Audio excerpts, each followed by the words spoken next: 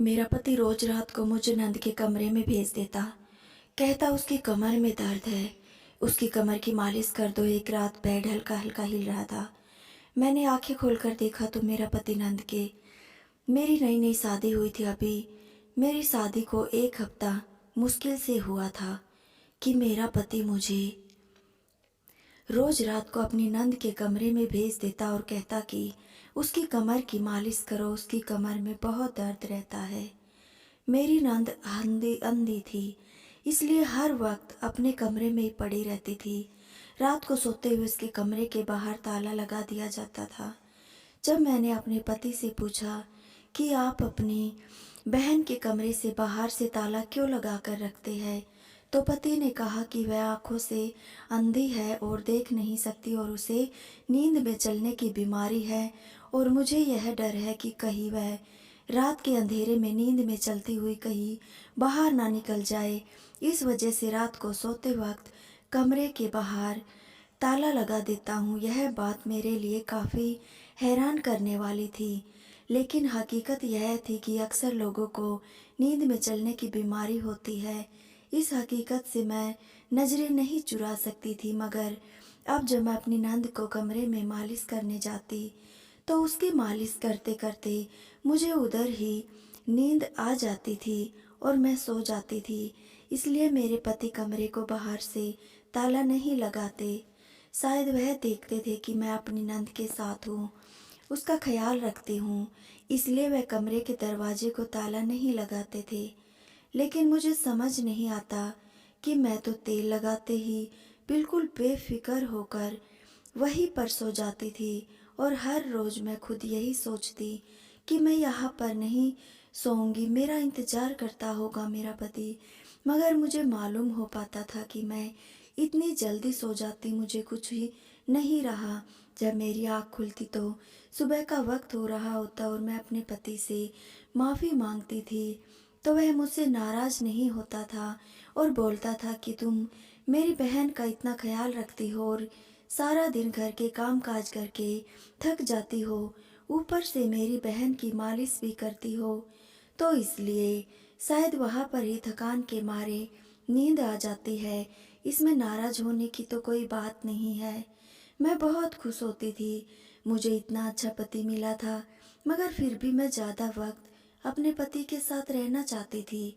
मैंने उन सब से दौरान एक बात यह नोट की कि मैं दूसरे कमरे में होने के बावजूद अपने कमरे के टेम्परेचर में बहुत ज़्यादा सो जाती थी। मैं जैसे उसकी कमर की मालिश शुरू करती थी, मुझे नींद का एक अलग ही नशा छा जाता था और मैं चंद मिनट में ही नींद की वादियों में खो जाती थी और मुझे बिल्कुल भी आसपास का होश नहीं रहता था। मुझे नहीं पता जिस तेल से मैं मालिश करती हूँ वह तेल हर रोज़ मेरी नंद के साइड टेबल पर कैसे मौजूद होता था। मैंने इस बात के बारे में 1-2 बार अपनी नंद से पूछा भी, लेकिन उसने जवाब देना ज़रूरी नहीं समझा था। उसके बाद मैं चुप हो गई। फिर ख्याल आया शायद राहुल को यह तेल यहाँ रखे जाते हैं क्योंकि उन्हें अपनी बहन की बहुत ज़्यादा फिक्र रहती थी। एक रोज़ मैं जिस वक्त नंद के कमरे में जाती थी तो उस वक्त से थोड़ा पहले ही मैं आ गई थी। मैं कमरे में दाखिल हुई तो मेरी नंद की पीठ मेरी तरफ थी। वह साइड टेबल पर रखे तेल के साथ कुछ कर रही थी, लेकिन जैसे ही उसको मेरी आहट महसूस हुई उसके हाथ एकदम ही रुक गए और वह हाथ पैर मारने लगी। मैं उसको यह करता देख एकदम से चौंक गई, लेकिन ऐसे लोगों की सोच ज़्यादा तेज हो चुकी होती है। वे लोगों की सांसों से, उनके कदमों से ही पहचान लेते हैं कि वह कमरे में कोई और भी है, और यही सोच उसके साथ हुई और वह हाथ पैर मारते हुए बेड पर बैठ गई। लेकिन मेरी सोच मुझे कुछ गलत होने का इशारा दे रही थी। मैंने शक की निगाह से इस टेबल पर रखे तेल और बेड पर बैठी अपनी अंधी नंद को देखा और खामोशी से तेल उठाकर उसकी मालिश करने लगी। थोड़ी देर में ही मुझे नींद का ऐसा नशा छाने लगा, मुझे किसी चीज़ होश में नहीं रहा और मैं फौरन उसके बराबर में लेटकर सो गई। सुबह जब मेरी आँख खुली तो मुझे दाल में कुछ काला लग रहा था। रोज़ टेबल पर तेल आ जाना मेरा रात में एकदम से तेल लगाते ही सो जाना, फिर सुबह ही होश कि दुनिया में लौटना, यह सब मेरे लिए ताज्जुब की बात थी। मुझे अपनी नंद से बहुत हमदर्दी थी, लेकिन अब मुझे सब कुछ ठीक नहीं लग रहा था। मुझे कोमल पर शक हो गया था कि वह अंधी नहीं है, मुझसे या घर वाले कुछ छुपा रहे हैं। मेरा पति भी, मेरी सास और मेरी नंद भी मेरे आज सोचा था, आज सब जानकर रहूंगी। मैंने दिन ही में दिमाग पूरा प्लान कर लिया था कि रात को जैसे ही इसके कमरे में जाऊंगी वह तेल बदल दूंगी। मेरा प्लान पूरा तैयार था, अब मुझे इसे पूरा करना था। मुझे रात की बड़ी बेचैनी से इंतजार था। जैसे ही रात हुई मैं उसके कमरे में दाखिल हुई, वह सामने वैसे ही हरकत में बैठी हुई थी। मैंने अपना हर रोज वाला रवैया किया और तेल को हाथ में लिया।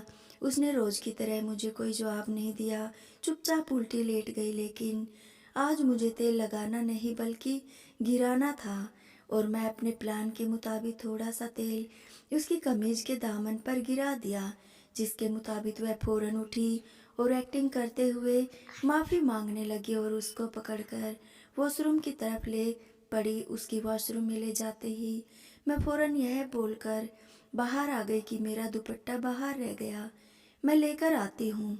और बाहर आते ही मैंने वह तेल तो बाहर मौजूद था, उसको अपने साथ लाई हुई तेल से बदल दिया था और जल्द से जल्द बाथरूम में दाखिल हो गई। मैंने यह तेल कुछ सेकंड में ही बदल दिया था और बिल्कुल प्लान के मुताबिक इस तेल को साफ करके मैं कमरे में ले गई और रोज की तरह उसकी कमर की मालिश करने लगी। और हर बार की तरह जैसे मुझ पर नींद आ रही होती थी, आज ऐसा कुछ नहीं हो रहा था। मुझे आहिस्ता आहिस्ता वह कुछ समझ आने लगा, लेकिन मैं हर रोज की तरह नींद की एक्टिंग की और उसके बराबर में जाकर लेट गई। मैं बिल्कुल ऐसे लेटी हुई थी जो उसे अंदाजा ना हो कि मैं जाग रही हूँ, जबकि मैं हल्का हल्का आंखें खोल उसको देखने में मगन थी। वह बिल्कुल खामोशी से उल्टी लेटी हुई थी और कोई हरकत नहीं कर रही थी। जिसे जिसे मुझे उस पर शक होता, मैंने और थोड़ी उसकी किसी हरकत का इंतजार किया, लेकिन जब वह बिल्कुल वैसे ही रही जैसे वह थी, तो मुझे अपने किए पर बहुत अफसोस हुआ कि मैं अपने सबके खातिर अपनी नंद को तकलीफ दी और इस बेचारी पर शक किया। मेरा दिल मुझे शर्मिंदा कर रहा था और मैं अपने रब से इस चीज़ के लिए अंदर अंदर माफ़ी मांग रही थी और करवट बदल कर लेट गई। मुझे थोड़ी देर ही हुई होगी करवट बदले, मुझे जैसे महसूस हुआ बेड में कुछ हरकत हुई है। मैं हल्की सी करवट लेकर दूसरी तरफ देखा तो मेरी नंद पीट कर बैठी हुई थी। मेरी दिल धक से गया। जिस बात का मुझे डर था, मुझे शक था, यह साबित हो गया था कि यह बिल्कुल आराम से खड़ी हुई और सीधा वॉशरूम में मेरी आंखें पतरासी गई। जो बिना लकड़ी, बिना किसी मदद के दूसरी जगह बैठ नहीं सकती थी, वो बिल्कुल आराम से आम इंसानों की तरह वॉशरूम जा रही थी। मैं अपनी जगह से हिल भी नहीं पा रही थी। मुझ में तो अभी इतनी ताकत भी नहीं थी कि मैं उठकर इसके साथ जा सकूं। मैं खामोशी से लेटी उसके बाहर आने का इंतजार कर रही थी। वह बिल्कुल नॉर्मल लोगों की तरह थोड़ी देर में बाहर आई, नजर शीशे पर खड़ी होकर अपने चेहरे पर मेकअप करने लगी। मेरे लिए यह सब एक सांस रोक देने वाला कारनामा था। जिस नंद को मैंने बिना किसी मदद के कोई काम करते देखा, वह बिल्कुल इस तरह से लोगों की तरह, जिनके पास आंखों की रोशनी होती है, सारे काम कर रही थी। वह कदम कदम चलकर मेरे पास आई और झुककर मेरी तरफ देखने लगी। उसने अच्छे से हाथ हिलाकर मुंह को चेक किया, कहीं मैं जाग तो नहीं रही। जब उसे यकीन हो गया कि मैं पूरी तौर से सो चुकी हूँ, तो मेरे साथ वो किया जिसे देखकर मेरा दिल पथरा गया और मेरे होश उड़ गए। मेरी माँ ने मुझे शादी के वक्त अच्छी तरह समझाया था कि अगर आप अपनी शादीशुदा ज़िंदगी में खुश रहना चाहते हैं तो अपने ससुराल वालों को भी आपको अहमियत देनी होगी। माँ का कहना सास माँ जैसी होती है और ससुर बाप जैसा, तो नंद और देवर बहन भाई जैसे, वैसे भी का सबका ख्याल रखती थी। मैं अपनी ज़िंदगी में बहुत खुश थी, क्योंकि मैं अपने ससुराल वालों को खुद से बढ़कर समझती थी। जिसकी वजह से मेरे पति मुझे बेइंतहा मोहब्बत करते थे। मैं उस वक़्त बहुत खुशनसीब महसूस कर रही थी, लेकिन मेरी इस बात को मेरे पति और नंद ने अपना फ़ायदा बना लिया। जब मैं शादी होकर इस घर आई तो मेरी नंद अंधी थी, उसको कुछ भी दिखाई नहीं देता था। उसके सब काम कोई ना कोई कर देते थे। मुझे इस बेचारी पर बहुत तरस आता था। वह जिंदा होकर भी जिंदा नहीं होती थी। वह इस दुनिया की हसीन मंजर और खूबसूरत खूबसूरत रंग देख नहीं सकती थी। मैं इस चीज़ों को लेकर अंदर ही अंदर बहुत सोचने लगी थी कि कई बार तो मैं घंटा घंटा इस बारे में सोचती कि बेचारी कैसे इस दुनिया में जी पाएगी। मुझे उसके भविष्य की भी फिक्र सताने लगी थी। क्या यह बेचारी सारी जिंदगी बिना शादी के गुजार देगी? मैं इस बारे में अपने पति से बात करती, लेकिन उन्होंने भी मेरी सारी बात सुनने के बाद इतना ही कहा कि ज़्यादा परेशान मत हो, एक दिन सब कुछ ठीक हो जाएगा। उनकी बात सुनकर मैं खामोश हो गई। शादी को कुछ ही दिन गुजरे होंगे कि अचानक मेरे पति ने मुझे रात को आकर कहा कि तुम कोमल के कमरे में जाओ, कमर में दर्द हो रहा है, उसकी कमर की मालिश कर दो और रात वहीं पर ठहर जाना। मैं जो सोने के लिए लेटने लगी एकदम हड़बड़ा कर अपनी जगह से उठी और मैंने घबरा कर पूछा, सब ठीक तो है क्या? कोमल को मुझे महसूस हुआ जैसे मेरे पति की आंखों में नमी हो। मैं उनके कंधे पर हाथ रखा और दिलासा देने वाले अंदाज में बोली, आप परेशान नहीं हो, कमर में तो दर्द ऐसा होता ही रहता है। मैं अभी कमर की मालिश कर दूंगी तो बिल्कुल ठीक हो जाएगी, इतना ज़्यादा ना सोचो। उनकी परेशानी अपने अल्फाजों में कम करने की कोशिश कर रही थी। उन्होंने हाँ में सिर हिलाया और मुझे जाने का इशारा कर दिया। मैं भी कोमल के कमरे में गई और जहाँ खामोशी से बैठी हुई थी, मुझे एकदम से एहसास में घेर लिया कि इसको मेरी आंखों से आंसू आ गए तो वो उल्टी लेट गई। मैं अभी फिर बिना कोई बात किए उसकी मालिश करने लगी, लेकिन कुछ ही लम्हों में मुझे ऐसी नींद आने लगी। मैं जल्दी उसकी मालिश पूरी की और उसके साथ ही लेटकर सो गई। मेरी आँख सुबह ही खुली जब वह वॉशरूम जाने के लिए किसी का इंतजार कर रही थी। मैं उसको वॉशरूम लेकर गई और बाहर आकर अपना काम करने लगी। दिन ऐसे ही गुजर गए और अपनी नंद की रोज कमर की मालिश करने लगी।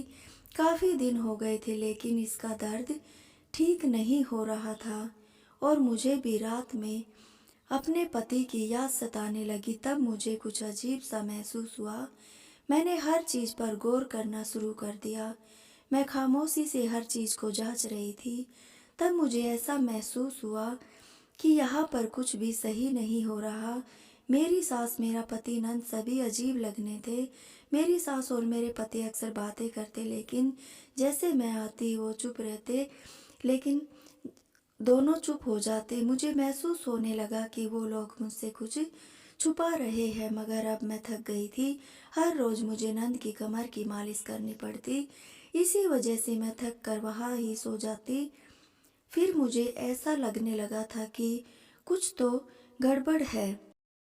मेरी नंद की हरकत 2 दिन में मुझे कुछ अजीब लग रही थी, इसलिए मैंने तेल बदल दिया, यह देखने के लिए वाकई उसके दिल में कुछ है या सिर्फ यह मेरा वहम है। मैंने इस बात के बारे में किसी को भी नहीं बताया, क्योंकि हो सकता है यह मेरा वहम हो। मैं अपनी सास से करती तो मैं उसकी नज़र में बुरी बन जाती। सबको यह लगता कि मैं अपनी अंधी और मजबूर ननद पर इल्ज़ाम लगा रही हूँ, इसलिए यह सब करके मैं सिर्फ अपने दिमाग से दूर रखना चाहती थी। मगर जैसे ही मैंने तेल बदल दिया और सोने का नाटक किया तो मैं हैरान रह गई। वह कदम कदम पर चलकर मेरे पास आई और आकर मेरी तरफ देखने लगी। उसने हल्के से हाथ हिलाकर मेरे मुंह पर फहराया, कहीं मैं सो तो नहीं रही हूँ। जब उसे यकीन हो गया कि मैं सो चुकी हूँ, वह दूसरी तरह गई और साइड दराज से एक मोबाइल फ़ोन निकाला और किसी का नंबर डायल करने लगी। यह मेरे लिए एक और झटके की बात थी कि बिना किसी परेशानी के मोबाइल यूज कर रही थी, और सबसे बड़ी बात यह थी कि इसके पास मोबाइल आया कहाँ से, जबकि इसके पास तो कोई मोबाइल फ़ोन नहीं था। और वह किसी लड़के से बात करने लगी।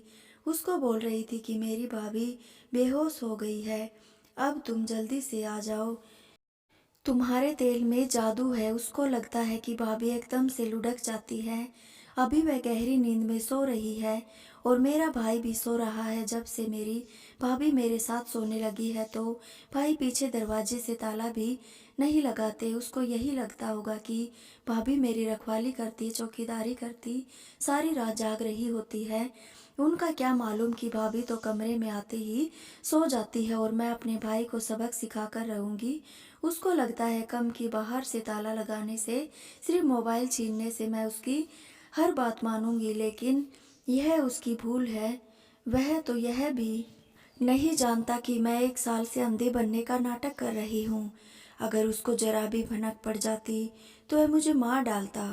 उनको यही लगता कि इस हादसे की वजह से मेरी आंखें चली गई है।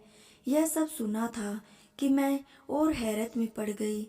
मुझे यकीन नहीं आ रहा था कि पिछले 1 साल से मेरी नंद अंधी होने का एक्टिंग करके सारे घर वालों को बेवकूफ़ बना रही है और सबकी हमदर्दी बटोर रही थी।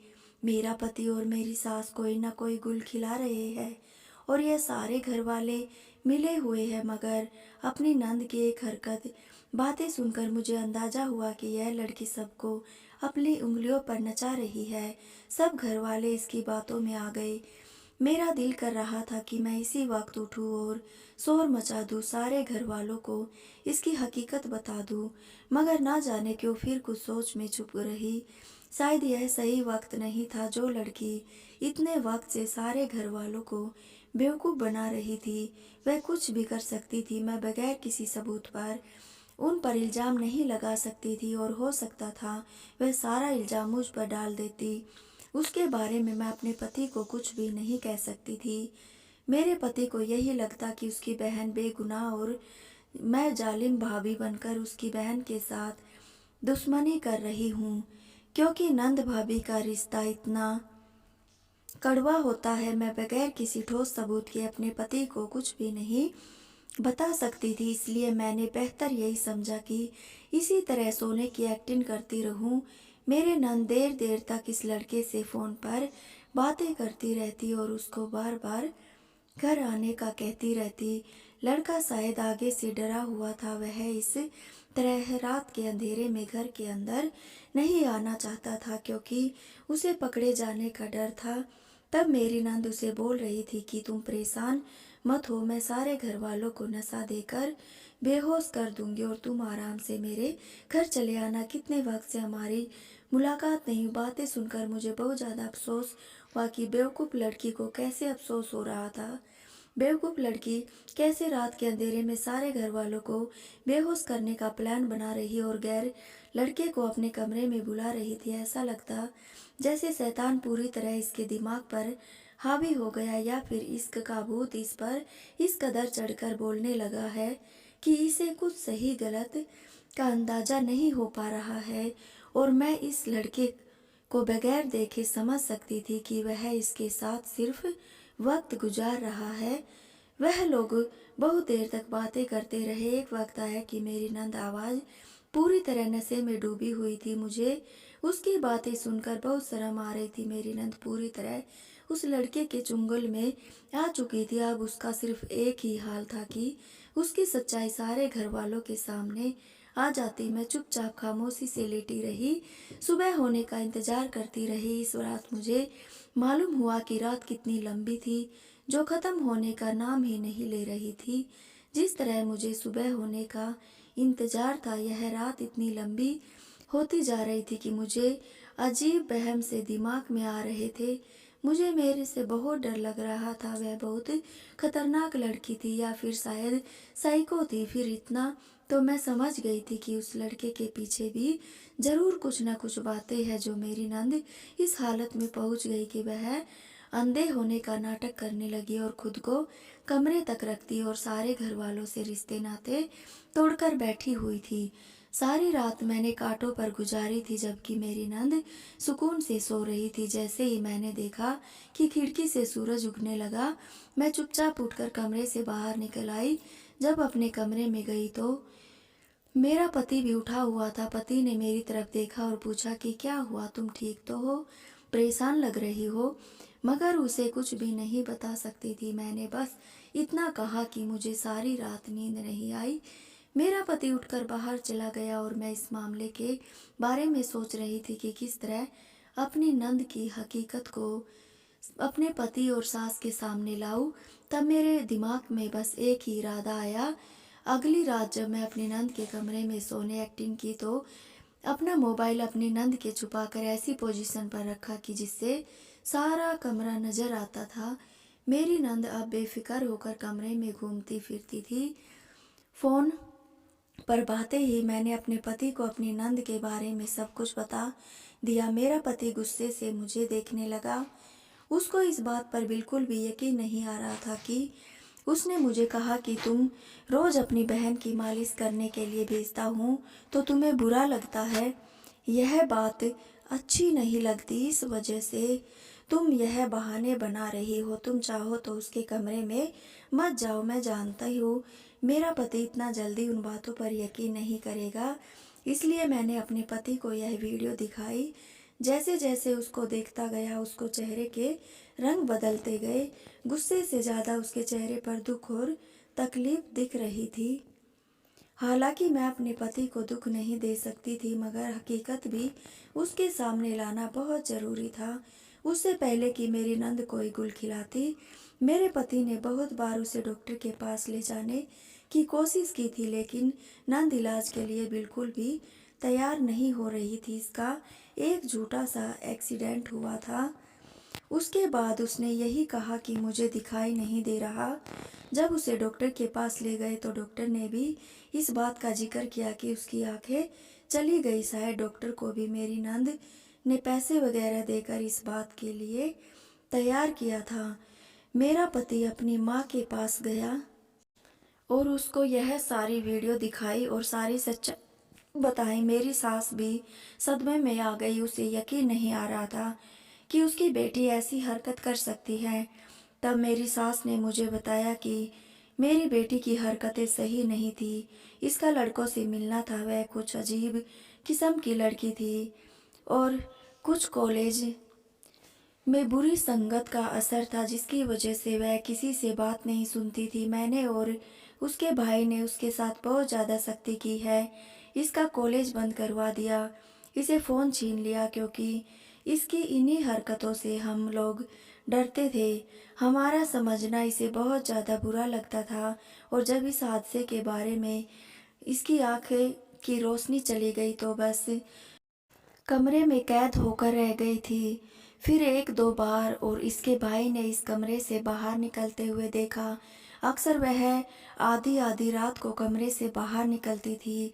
और एक बार तो हमने इसको घर से बाहर जाते हुए देखा तो फौरन उसे पकड़ लिया। हमें एहसास हुआ कि इसे नींद में चलने की बीमारी भी हो गई है और इसका बहुत ज़्यादा ख्याल रखने लगे और इसके दरवाजे को ताला लगाते थे ताकि वह रात को उठकर कहीं चली ना जाए। अब समझ आया वह सब भी नाटक था। मेरी सास और पति ने मेरी नंद को बताया कि उसको इसकी सारी हकीकत मालूम हो चुकी है। तब भी मेरी नंद को किसी किस्म की शर्मिंदगी नहीं हुई। वो बोली कि आप लोगों ने मुझ पर इतनी पाबंदियां लगाई हुई है, मुझे मेरा फ़ोन भी छीन लिया, मेरा बाहर निकलना बंद कर दिया, मेरा कॉलेज बंद कर दिया। इस वजह से मैं बागी हो गई हूँ और ऐसी हरकतें करने लगी ताकि आप लोगों को भी वही तकलीफ दूँ जिस तकलीफ से मैं गुजर रही थी। लेकिन भाभी की वजह से मेरी सच्चाई आप लोगों के सामने आई, वरना मैं इस लड़के के साथ भागने वाली थी। वह बेशर्मी से बोल रही थी। मेरे पति को अपनी बहन की बातें सुनकर बहुत बुरा लगा, क्योंकि एक भाई के सामने अगर ऐसी बातें करे तो इस भाई पर क्या बीती होगी। मेरे पति ने अपनी बहन को कुछ नहीं कहा, वह ज़्यादा डांटा ना, इस पर हाथ उठाया। चुपचाप इस लड़के को नंबर लिया और उस लड़के से मिले और उसके घर वालों से बात की। उन दोनों की शादी करवा दी, क्योंकि मेरा पति अपनी बहन को इस घर में रखने को बिल्कुल भी तैयार नहीं था। इस डर था कि कोई ना कोई गलत कदम उठाएगी, क्योंकि वह बागी हो गई थी। इसे जितना भी रोका जाता उसको कोई फायदा नहीं था। मेरा पति मेरा बहुत शुक्रगुजार था कि मैं सारी सच्चाई इसके सामने लाकर रख दी थी। तो दोस्तों, आपको ये कहानी कैसी लगी? अगर अच्छी लगी हो तो वीडियो को लाइक करना, शेयर करना और चैनल को सब्सक्राइब करना। धन्यवाद दोस्तों।